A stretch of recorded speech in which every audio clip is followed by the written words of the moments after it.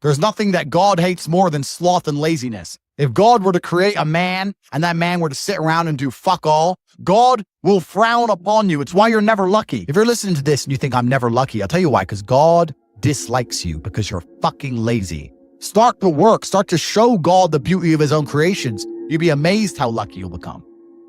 God is unhappy with these people. And inside their hearts, they're unhappy. We talk about depression, anxiety, all those things you mentioned earlier on this podcast. You'll loathe your own weakness. You'll loathe your own laziness. This is what all of these things are. I don't feel depression. How can I feel depression when I'm the most powerful version of me that I could ever fucking be? Most men are walking through life and they don't realize that it's constant competition. Every single pound they want, someone else wants. Every single girl they want, someone else wants. And they're just sitting there just fucking floundering and wandering through life, unaware of how competitive the world is. And this is my point. If the world is truly that competitive, you do not have time to be depressed because it's a non-competitive mind state. You could be depressed for X, Y, Z, whatever. I'm not depressed. And I want the money you want, and I want the girl you want, and I want the status you want, and the car you want, and the house you want. I'm going to get it, and you're fucking not. I don't give a shit what happens to me in my life. I don't care how bad it is. I don't care if the worst, most heinous things I could possibly imagine happen to me. I know that my sadness, my depression will be temporary because I will never stay a loser. It is against my creed. It's not in my DNA.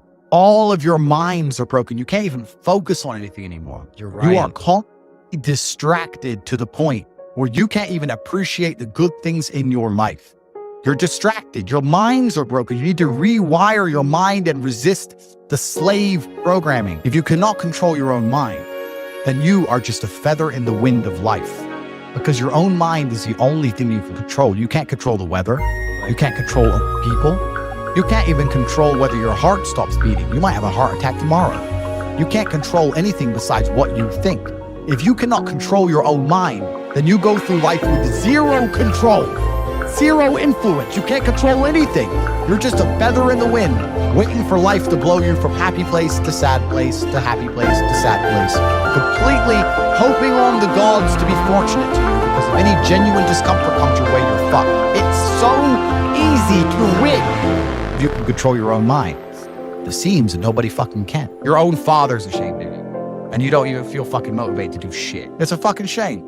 You're to go and look your father in the eye and said, you know what? I could have been a UFC champion. I could have been a multi-millionaire. I could have been a race car driver. I could have been a fucking nuclear physicist. Could have done all these things, but I was busy on Pornhub. You think he's gonna be proud of you? Fuck no. People who go, yes, I'm wasting my potential. Those are the ones who have potential. The ones who stand up and go, I am wasting my potential. I could be anything and I am not that yet. They have a chance. This is your prerogative as a man. Well, you need to be instilled with a sense of duty to your bloodline. You must want it. You need to want it deep inside your soul. I can't die as anything less than emperor. As a man, if you don't make yourself valuable, you have no value. You have to get up and do it. Just like a video game, you start with fucking zero. You have to decide if you want to complete it. You have to upgrade your character.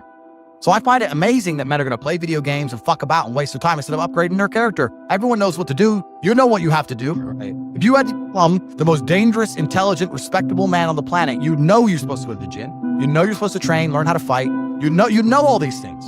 You don't do them. That's your decision. It's your prerogative. I didn't make that choice. I made the choice to do it all.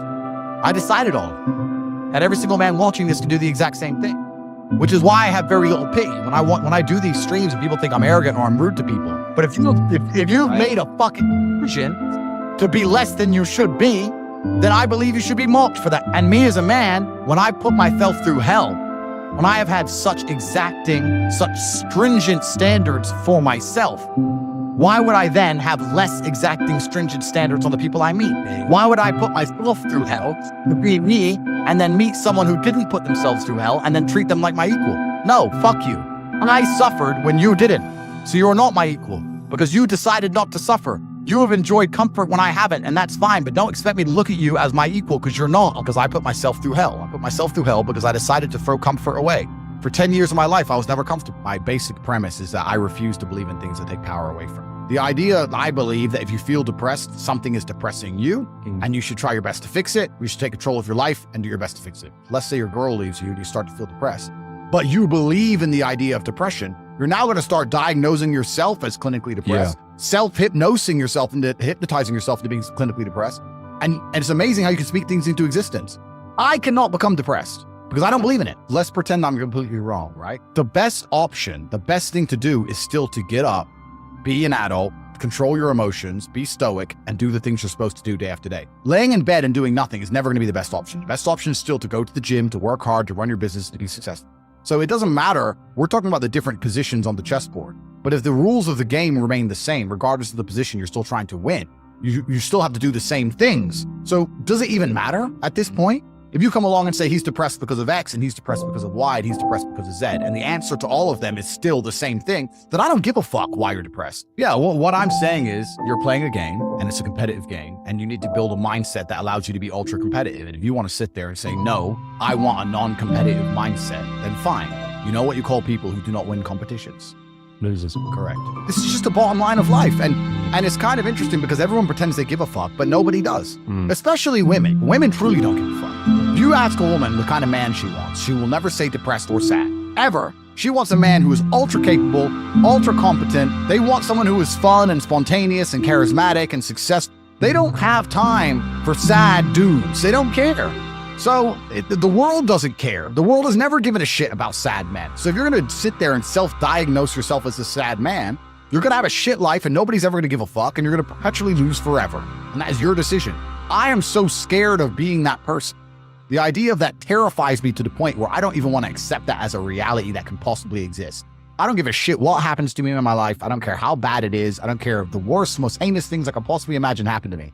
I know that my sadness, my depression will be temporary because I will never stay a loser. It is against my creed. It's not in my DNA. So they try and convince you, don't worry if you're being a loser because people feel sorry for you and you'll get attention for it and you'll be okay in the end. And it's all this temporary fixes of dopamine by saying, I'm sad. Don't worry, bro. You'll be okay. But it's bullshit. They don't care long term. The world doesn't care. Nobody really cares. Chicks don't care. Business doesn't care. You are going to fail. You can have anything you want on the planet. There's not a girl I look at that I want that I can't have. Not one. That's my reality. There's not a car I can't have. There's not a house I can't buy. I want to go to a yacht. I want to go to Antarctica. There's nothing I can't have. Bam. Because I've decided to become this man. It's the same for absolutely every single one of you at home. If you actually try and you actually want it, and you're actually not making excuses, lying, talking shit, you're going to get what you want. So when I see people who don't have what they want, I consider them losers. And this may be elitist. I understand that. But if I put myself through endless pain to end up where I am, it's very hard for me to have sympathy on the man who's afraid of pain. You're avoiding pain. I've been through endless. I now have everything I've ever desired. You have none of the things you desire. Am I supposed to feel sorry for you? Because you took the easy way out? Am I supposed to look at you and go, oh, poor dude? No, you were a fucking coward. You didn't go through the shit I went through. You didn't put it on the line. So you deserve your substandard reality. That's what you deserve. You're a fucking loser. Because if you actually wanted it and you actually tried, you'd have it. You could have anything you want. Universe is super giving. If you want it, you can have it. If you're sitting there saying, oh, but I tried my best and I still didn't get it, you're lying. You didn't try your best. That is a fucking lie. The universe gives it to everybody who genuinely tries. And I know that to be a fact because this world's competitive. We're all competing against each other. And the majority of people don't try. Like I've achieved this amazing life and I've tried very, very hard. But it could have been harder. You just get to a point where you're like, I'm tired of hearing your fucking excuses. That's bullshit. And you become to a degree, yeah, cold and psychopathic. It's true. That's what happens. And I get it all the time. I get thousands of emails a day. Everyone I grew up with, people I know, I get it all the time. They'll message me, hey man, just unlucky. You are not unlucky. You are a lazy fucking loser. You are not unlucky. You're breathing. You're lucky. The unlucky ones are gone. You're alive and you are a lazy loser. So a loser is anybody who does not have everything they want at the drop of a hat. That's what I call it. When I was broke, I couldn't sleep. I don't know how there's broke people out here sleeping just fine at night. But inflation's 20%, gas prices are 6 times, everything on the news is a lie. I never stand a chance of ever getting rich. Where's my pillow? Like, what's fucking wrong with you people? I'd go to bed at night as a teenager and think, I looked it up on the internet. It was a Honda Civic Type R. I wanted one. It was like 38,000 pounds. I had no money, less than 50 pounds on my bank account. Couldn't afford it. Then I looked up how much a Ferrari cost, 210,000 pounds. And I said to Tristan, my brother, I was like, there are people with 210,000 pounds for a car. How? If I worked my job for 6 years and saved every penny, if I walked to work and didn't eat, I couldn't buy this car.